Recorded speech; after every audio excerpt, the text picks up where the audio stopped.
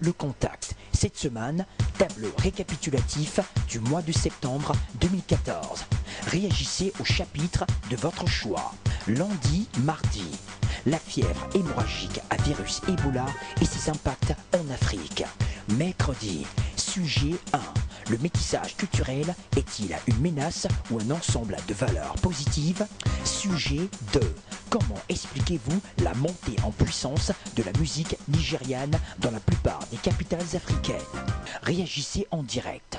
On garde le contact sur RTI2. Vous avez enfin la parole. Gardez contact, c'est en direct et c'est interactif. Si vous êtes habile avec votre smartphone, votre téléphone, votre tablette ou votre ordinateur, vous pouvez poster vos opinions et vos arguments. Patrick Ndiakan se fera fort de les relayer sans toutefois les déformer. Et si vous nous suivez après 23 h en temps universel, vous suivez la seconde diffusion de ce magazine qui a été diffusé en direct dans la journée. Et dans ces conditions, seul Internet vous permettra d'avoir voix au chapitre. Et généralement, le débat continue à la maison, au travail, au bureau ou encore dans des cercles d'amis. Et c'est pour cette raison que cette émission-là vous accroche. Alors, ils sont avec nous en plateau, M. Aristide Nkenda. Bonjour Aristide. Bonjour Mohamed. Voilà, le mois de septembre est en train de s'écouler. C'est un mois qui a été riche en événements, riche en matière d'actu. Vous partagez cette opinion? L'actu était riche, mais est-ce que c'était une richesse positive? Voilà. Je pense qu'on a été ébranlé par donc, la maladie à virus Ebola. Et je crois que c'était notre devoir d'être en alerte maximale pour pouvoir contrer donc, la maladie. C'est notre contribution et c'est avec grand plaisir que nous le faisons. Seydina Chérif Ahmed sera là tout à l'heure, juste après le docteur Gabriel qui nous parlera de maladies congénitales. Nous sommes encore dans la santé de l'enfant et je pense que si l'enfant va, tout va, hein, tout va. Et on aura l'occasion d'avoir quelques clés, quelques solutions face aux maladies congénitales. Mais avant, permettez-nous de vous présenter M. Ismaël Diop. Bonjour Diop. Bonjour Mohamed. Ça va bien Ismaël? Très bien, oui. Voilà, votre particularité, c'est que vous vous appelez Diop, vous êtes en Côte d'Ivoire, vous vous occupez du festival des 18 montagnes, c'est dans l'Ouest. Vous êtes la CEDEAO même? Oui, je suis la représentation de la CEDEAO avec une famille très large, avec plusieurs représentations de pays à l'intérieur. Peut-être c'est une force en fait d'être je représente la sous-région. Oui. Voilà, donc c'est un peu ça. Et pourquoi pas l'Afrique, Diop? D'accord. Alors, pour le moment, voilà, Côte d'Ivoire, Sénégal, et je pense que ça fonctionne bien. Vous arrivez à faire tourner pas mal de nationalités à l'Ouest ici en Côte d'Ivoire. Je pense que chaque édition est un succès. Alors, quel tableau peut-on dresser du mois de septembre du mois de septembre 2014? Tableau réluisant ou mi-figue, mi-raisin? Ça a été un tableau très riche avec la maladie à virus Ebola. Donc, nous avons donné notre contribution à la lutte parce qu'on ne peut pas prétendre parler de pouvoir avoir un plateau panafricaniste où quand même on traite des sujets africains sans toutefois s'attarder sur le fléau. Donc, je pense qu'on a pu, avec notre humble contribution, participer à quelque chose. Et il faut dire qu'il y a eu une très belle campagne en Côte d'Ivoire de sensibilisation, mais on aimerait ajouter que tout le monde ne meurt pas de cette maladie. Par exemple, quand on te dit aujourd'hui, l'OMS nous dit aujourd'hui 3091 cas, et c'est sur 6574 cas que il y a eu 3091 décès. Ça veut dire qu'il y a des gens qui ne meurent pas d'Ebola. On veut continuer à dire aux gens que lorsque vous vous sentez mal, allez directement dans un poste de santé. Au moins, vous saurez ce que vous avez pour que les choses aillent plus vite. Si je peux ajouter quelque chose, Mohamed, c'est de dire simplement que ça nous permet dès maintenant d'attirer l'attention de nos autorités pour qu'on anticipe, pour qu'on ait une vision prospective. Dr Gabriel le dit souvent sur ce plateau, quand vous avez un taux d'immunité très élevé, il n'est pas possible qu'aucun virus vous atteigne. Il n'est pas possible à aucun virus de vous atteindre. Donc, à partir de maintenant, pourquoi est-ce que certains en meurent, certains n'en meurent pas? C'est seulement que ceux qui n'en meurent pas ont un taux d'immunité assez élevé. Donc, à partir de maintenant, il faut que nos autorités prennent en compte les recommandations que font sur ce plateau ou même sur d'autres plateaux nos consultants, surtout Dr Gabriel, qui a une solution, c'est de pouvoir se soigner à partir de ce qu'on mange, par exemple. Voilà. Et surtout concernant la Côte d'Ivoire et par rapport à la fièvre hémorragique à virus Ebola, tous les suspects qu'on voyait à l'Institut Pasteur de Côte d'Ivoire se sont avérés des rumeurs. Hein, selon le docteur Adjou Goua Edgar Valéry, le chef du département des virus épidémiques, l'Institut a reçu 43 échantillons de sang, dont 3 présentés comme suspects. Il s'agissait d'un enfant au Guinée, d'un passager à bord d'un avion et d'une jeune fille dont le père est venu du Libéria. Et tout cela n'était pas vraiment des cas en tant que tels. Hein. Il s'agit des cas suspects, mais qui ne se sont pas avérés. Donc, encore une fois, aucun cas n'a été déclaré en Côte d'Ivoire. Je pense que c'est à mettre à l'honneur de vous, tous ici, de toute la population qui respecte les consignes. Patrick, bonjour. Bonjour Mohamed, voilà, bonjour on va téléspectateurs. redonner les consignes encore une fois. Tellement facile de se débarrasser de la maladie à virus Ebola. Car ce sera emboîté déjà à la chambre des internautes. Hein. Il faut bien se laver les mains après un contact physique avec son semblable. Il faut surtout éviter de traîner ses mains quand on ne les a pas encore lavés, je veux dire, dans les orifices du corps humain, et surtout utiliser les produits antibactériens après aussi avoir salué quelqu'un. Voilà, et aussi marquer une pause concernant la consommation de la viande de brousse. Oui, c'est vrai. Marquer une pause à consommation, concernant la consommation de la viande de brousse, agouti, rat et chauve-souris. On ne pourra pas tous les citer. Voilà, non, je me suis arrêté à 3. Et au-delà de la consommation, la manipulation des animaux morts. Voilà. Et surtout, le nettoyage, le lavage des mains, très important, hein, simple mais efficace. Patrick? Et ne pas approcher un cadavre qui a été tué par la maladie hémorragique à virus Ebola. Voilà. Un homme décédé, un cas, je veux dire, quelqu'un qui vient de mourir de cette maladie, est-ce que vous arrivez à le détecter quelque part? Ceci s'adresse à tous les pays africains parce que notre émission est suivie un peu partout. Il faut tout de suite éviter de s'approcher de cette personne pour éviter d'être contaminé. Même si c'était le cas, après le contact, il faut se nettoyer les mains. Il faut respecter les mesures d'hygiène. Voilà.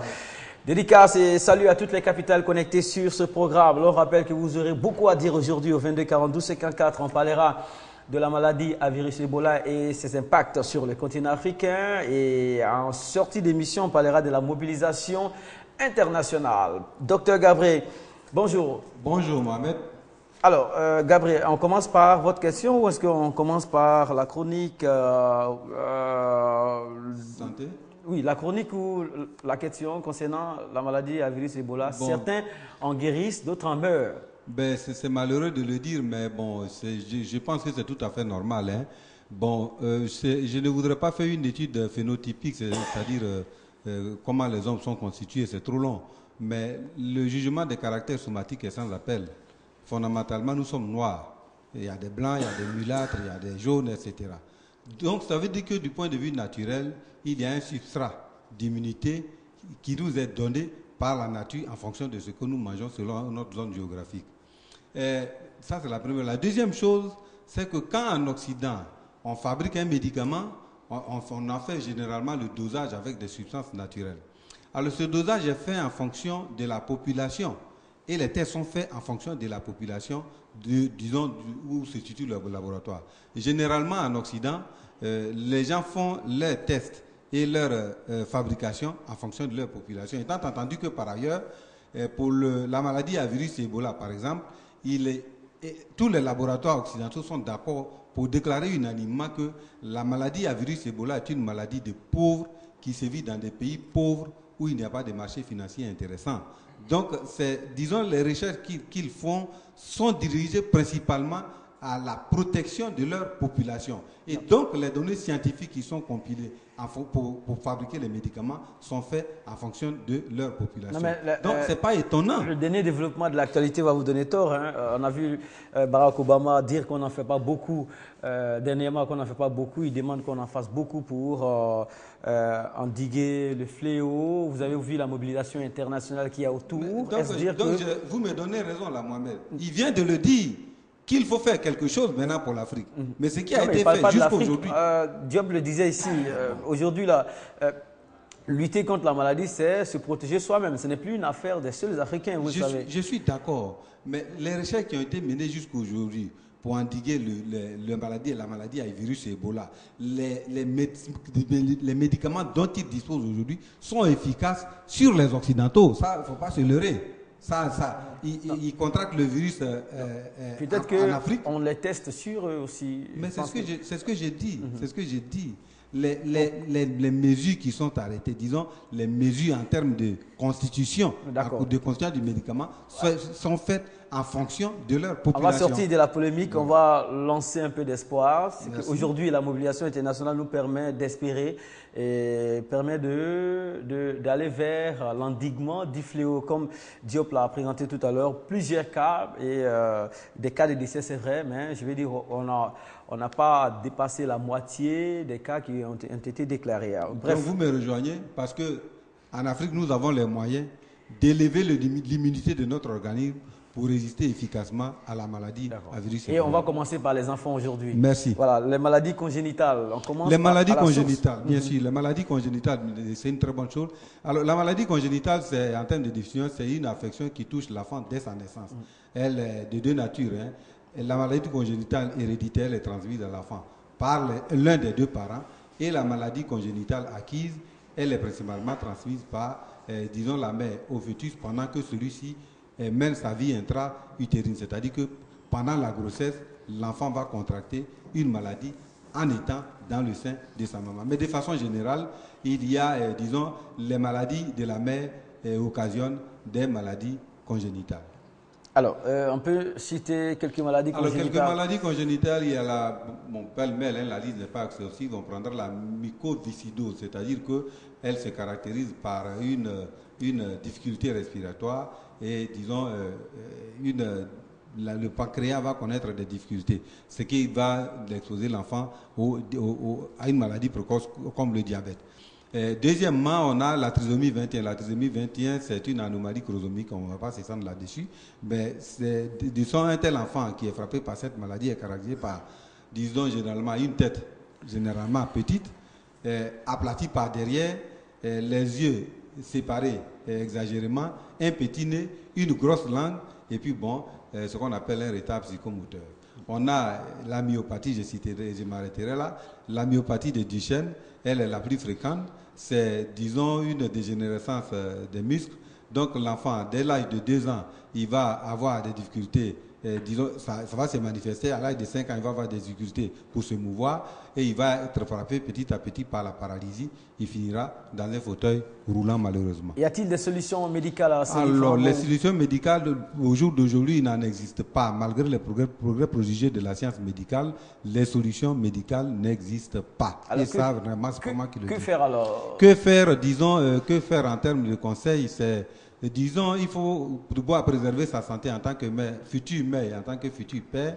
Et il faut préserver sa santé en consommant des aliments naturels, en buvant des boissons naturelles, notamment l'eau. Et il faut avoir une bonne hygiène de vie, c'est-à-dire faire attention à tout ce qu'on fait. La mère, principalement, avant, pendant et après la grossesse, doit pouvoir tout faire pour maintenir une santé optimale. Voilà, merci beaucoup. Message adressé aux nouveaux papas et aussi aux nouvelles mamans. Sans oublier aussi que ce message pourrait être utile à toute personne ayant déjà 1, 2 ou 3 enfants. Les maladies congénitales, en amont déjà on peut faire quelque chose, avoir une hygiène de vie et faire en sorte que la grossesse se passe dans les meilleures conditions. On se retrouve le mercredi. Merci Mohamed. Mercredi. Le numéro on le connaît. Hein? Oui, 06 06 78 35, merci. 06 06 78 35 et puis le 40 94 94 14. 06 06 78 35. Merci. D'accord. Alors, bonne fin de mois de septembre à vous et excellent début de mois d'octobre. Merci. On est toujours d'attaque pendant tout le mois d'octobre. Nous serons là, présents en bonne santé parce que nous vivons en parfaite symbiose avec la nature. Là, on sera à 2 mois de la fin d'année. Bien sûr. Et on sera toujours là à la fin de l'année. Merci, Dr. Gabé. On garde les contacts, se poursuit, madame, messieurs, on parlera aujourd'hui des temps forts, des sujets traités sur ce plateau durant le mois de septembre 2014. Le plateau a été marqué par l'épidémie liée à la fièvre hémorragique à virus Ebola. Nous avons traité pas mal de sujets concernant l'épidémie, son impact économique, la solidarité africaine est-elle mise à rude épreuve vis-à-vis de cette épidémie et aussi vis-à-vis de la fermeture de certaines frontières, à la rentrée scolaire en période d'épidémie, à virus Ebola, pas mal de sujets. Alors vous aurez le choix aujourd'hui. On se retrouve dans seulement quelques minutes. Le temps pour nous de dire bonjour à Seydina Chérif Ahmed. Bonjour Ahmed. Vous êtes venu sobrement aujourd'hui. Ah oui, non, ça va, je suis là. Il n'a pas voulu venir à la tenue militaire. Non, bon, je pense que la tenue militaire, je l'ai portée la dernière fois parce qu'on avait annoncé qu'il y a 3000 militaires qui venaient au Libéria. Donc, Vous sûr contre 3000 militaires, c'est possible. oui, bien sûr. C'est-à-dire qu'avec le pouvoir Grâce à la africain, tenue mystique. oui, bien sûr. Avec Il le n'a pas pu pouvoir- nous expliquer si c'était une tenue militaire ou une tenue de chasseurs. Non, je t'ai dit que la tenue est militaire. Mais vous savez qu'en Afrique, ici, on a les dozos et puis on avait les militaires. Les dozos, il faut être initié pour être dozo. Les militaires, tu peux être formé et puis tu deviens militaire. Mais les deux autres, c'est quoi leur domaine d'intervention? Les dozos, en réalité, les deux d'abord, ce sont les gardiens de la forêt. C'est-à-dire que c'est comme des agents d'environnement. Ça, c'est un. De deux, Ils sont écolos. oui, justement, oui, puisque à l'époque, Sundiata, dans la Constitution, Sundiata avait confié la forêt aux dozos. Ah, d'accord. Voilà. Maintenant, les dozos, c'est-à-dire que c'est un mot qui veut dire donso. Donso, c'est en malinqué, ça veut dire celui qui revient de la brousse, qui vient à la maison, celui qui revient de la brousse. Donc, c'est quelqu'un qui a des pouvoirs de chasse, des pouvoirs de protection de l'environnement, etc. Bon, je ne parle pas des dozos qu'on voit en ville. Hein. Il y en a aussi en ville. Oui, non, les dozos qu'on a en ville ne sont pas forcément des dozos. Hein. Le résultat. Seydina contre 3000 militaires, ça donne quoi? Qui a gagné? Qui a perdu? Non, mais c'est pas Non, terminé. c'est-à-dire que, au fait, je voulais marquer quelque chose. Pour dire que, est-ce que ces 3000 militaires qui viennent, ils ont des armes à feu pour tuer un virus ou bien c'est des médecins? Voilà ce que je voulais démontrer. Est-ce que c'est des médecins, les 3000 militaires? Non, mais en Guinée, c'est un hôpital militaire. Dans le corps, Oui. il y a pas mal de secteurs d'activité. Hein. Bien sûr, oui, je sais qu'il y a il y a je HMA veux ici, dire- l'hôpital militaire qui est ici, mais ils ont dit des soldats, ils n'ont pas dit des médecins. Or, les Cubains, ils viennent avec, je pense, 341 médecins et infirmiers. Là, ça se comprend dans l'esprit, ça se comprend tout de suite. Mais Aller lutter contre une épidémie, c'est sûr et certain qu'on va. On ne vient pas pas simplement besoin de pour être militaire. avec des militaires. On peut venir à les militaires parce que Ouais. c'est le génie civil aussi. Tu sais, Ouais. dans l'armée, il y a le génie civil.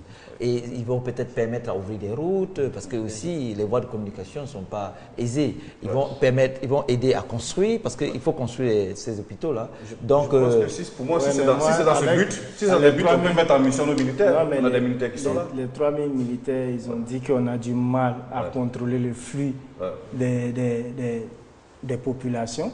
Du coup, les 3000 militaires, on va comprendre qu'ils viennent pour renforcer les frontières, Donc, pour ne pas que la maladie Ça veut dire que ces 3000 militaires ont été vaccinés contre Ebola. Parce que, je ne sais pas, je ne oui, peux pas confirmer. bien sûr. Non, moi, dans mon entendement, c'est comme ça. Parce que c'est une maladie à risque. C'est-à-dire que s'il faut des militaires qui viennent, 3000 militaires, si on déploie 3000 Il faut militaires des pour venir militaires ici, blindés. c'est quelque part, ils sont blindés, entre guillemets. C'est-à-dire qu'ils mais ont... même s'ils sont blindés, c'est pas une mauvaise chose. Bien sûr, non, pour dire que bon, ils peuvent rester et puis nous envoyer les remèdes. Ils peuvent rester, nous envoyer les remèdes, c'est tout. C'est peut-être facile d'en parler sur le plateau télé comme ça. Moi, je comprends pas Vous êtes Seydina. confronté Seydina à l'épidémie. est prêt à accepter les médicaments entre guillemets Des occidentaux. Non, mais j'ai- Et pourtant, il sait bien qu'il a des médicaments de chercheurs africains et il a fait appel à ces chercheurs qui ne lui répondent pas depuis. Bon, Et surtout, malheureusement, Il y a quelque chose qui est Ouais. difficile à dire. Ouais. Dans le plan de 3000 militaires, c'est toute une logistique qui se déplace. Je dis ça toujours, souvent, la logistique qui suit l'aide est plus chère que l'aide elle-même. bien sûr. Ouais, il faut envoyer 3000 militaires ici, il faut les entretenir, il faut toutes les 4x4, il faut toujours mettre du carburant. ça dépend dedans. du côté où on se trouve. Non. Si c'est cher pour toi, c'est pas cher pour eux. Non, maintenant, Donc, ça, donc, donc c'est pas utile. Vous Mais souhaiterez avoir pourtant- ces moyens-là. voilà, Oui, mais- voilà ce qu'on devrait Pourquoi vous faire. ne parlez pas Peut-être sélectionner, Quand vous peut-être êtes sélectionner combien des vous médecins donnez Écoutez, et aller les faire former pour aller les former puis les ramener. Oui, mais toujours on doit vous former, on doit venir vous chercher. Quand on est dans Et pourtant, vous êtes un continent riche On n'a pas et demandé- vous n'avez pas besoin que Oui. les autres s'immiscent dans Attendez, votre écoutez, ce que quelqu'un a dit n'est pas forcément faux. Ce que quelqu'un a dit, je suis d'accord avec, non, je suis d'accord avec lui, mais je pense que c'est le lieu d'interpeller nos dirigeants. Parce que nous n'avons pas de pouvoir. Si moi, Sénat, j'avais un pouvoir, j'allais mettre la dictature culturelle en place. Non. Si la dictature culturelle, je la mettrais en place. Mais je n'ai pas de pouvoir. Ce que je veux dire, c'est que aujourd'hui, on est dans un partenariat, quoi qu'on Ah, dise. vous êtes dans un Non, partenariat. on est d'accord que le monde le monde, quand il se globalise, c'est un gros village. C'est pourquoi j'ai dit une fois, j'ai dit si la Côte d'Ivoire est leader de sa région, elle doit pouvoir aider à sauver les autres membres de cette région-là. Parce que les États-Unis aujourd'hui, s'ils s'impliquent dans tout à travers leur pays, États-Unis, mais ils s'impliquent dans tout dans le monde, c'est parce qu'ils se positionnent comme leader mondial.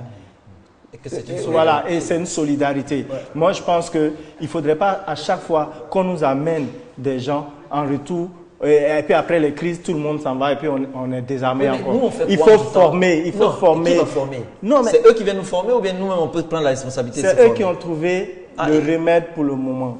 Mais nous, on fait quoi en tout temps? Maintenant, pour avoir les militaires, attends, en Sierra Leone et au Libéria, il y a des Africains qui font partie du système. Ils sont formés pour ça. Et c'est eux qui vont intervenir. C'est que c'est Nadi d'habitude. On a vu le gars. C'est possible aussi. C'est que c'est Nadi. Mais nous avons nos médecins traditionnels, nous avons nos chercheurs traditionnels. Mais ils font quoi? Ils apportent quoi en ce moment? C'est ça. Parce qu'on les met pas en mission. Il faut mettre une politique. La science, la technologie, ça demande beaucoup de sous. C'est-à-dire que le monsieur peut avoir de la volonté, peut avoir de l'intelligence, mais si on ne met pas la logistique à sa disposition, il ne pourra rien faire. Ça, c'est un. Et de deux, c'est des gens qui sont bafoués nuit et jour. C'est des gens qui sont bafoués nuit et jour. Bafoués, je veux dire quoi? Mais par les populations. Par les populations, parce que.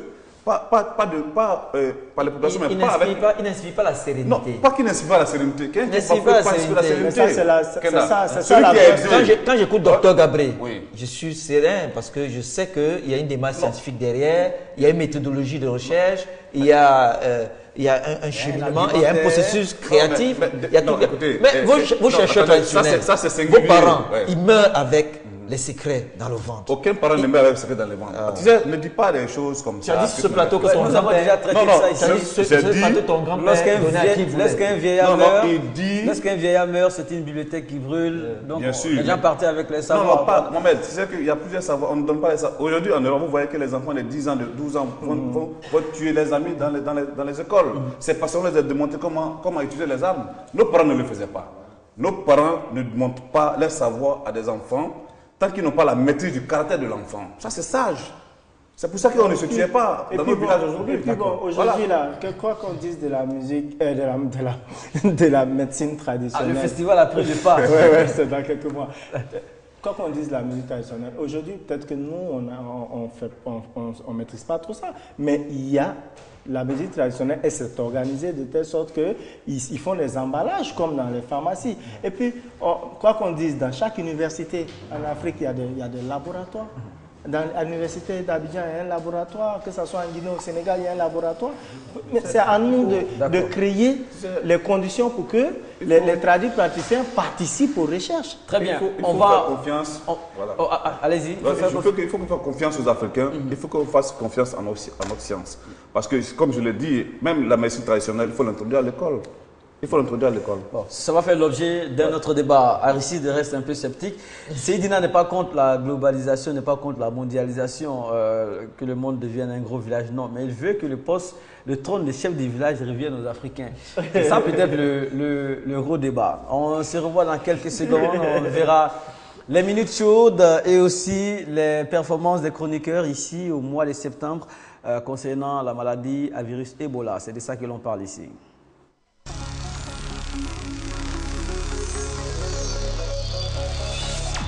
Chaque jour, nous avons des minutes chaudes entre Seydina Diop et Aristide. Nous avons choisi un morceau pour vous, Patrick Diakan et Justin Yasselou, avec la collaboration de M. Gouri Seri Sévélin.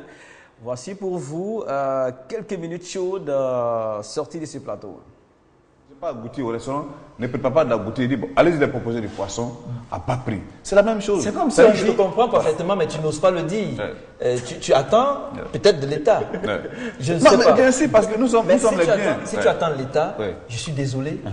Il faut que l'initiative privée, les PME, soient des mises. Mais qui a décidé qu'on fasse l'inscription en ligne? C'est l'État. Oui, mais. Donc que l'État nous mette les moyens, c'est comme une mairie qui dit ne jetez pas les papiers n'importe où ou des sachets n'importe où. Et tu ne mets pas de poubelles, tu n'installes pas de poubelles et tu veux forcément taper sur les gens. Absolument, cet exemple est vrai parce que c'est un exemple qui concerne la municipalité et ainsi de suite et ça relève du pouvoir régalien de l'État. Mais en ce qui concerne les cyber par exemple, mais à que ceux qui sont futés dans les affaires comprennent que c'est l'occasion. Oui, mais parce que les gens n'ont pas forcément, besoin d'Internet. Et Aristide, ça peut être contre-productif parce que le cyber vend du temps aussi. Oui. Or, on a besoin d'une certaine forme de vélocité ici.